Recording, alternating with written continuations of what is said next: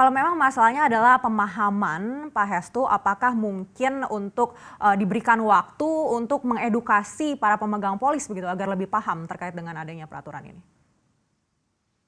Ya, menurut kami karena selama ini sudah berjalan, bahwa mungkin sebagian itu belum ini, nah ini memang ya kita harus mengcover itu gitu kan.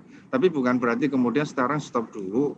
Nah yang selama ini sudah bayar, nah bagaimana dengan mereka gitu kan. Nah untuk yang belum ini saja nanti kita lakukan sosialisasi, edukasi semacam itu. Dan kalau boleh nanti ada data-data dari perusahaan asuransi gitu ya Pak Togar, misalnya yang cair pertanggungannya ini.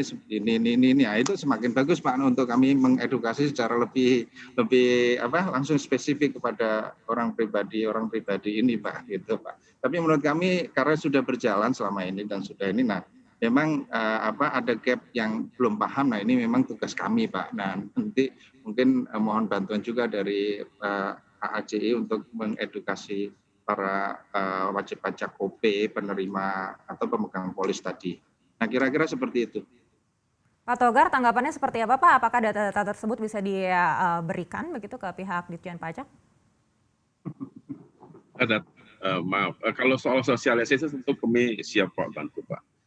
Namun pemahaman di kami ini belum lurus juga nih Pak. Siap. Jadi yang tadi kata Pak Yoga bahwa agak berbeda dengan reksadana, sebetulnya di asuransi jiwa justru mirip Pak.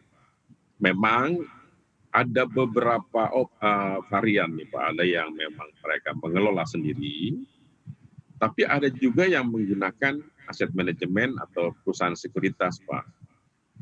Jadi ada cukup banyak varian di sana, sehingga ini yang seharusnya kita lihat secara komprehensif Pak. Kalau seandainya, karena bagaimanapun perusahaan asuransi jiwa itu adalah perusahaan yang mengelola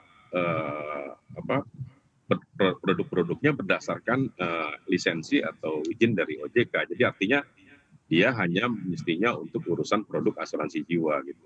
Bahwa investasi itu memang nature dari perusahaan asuransi jiwa.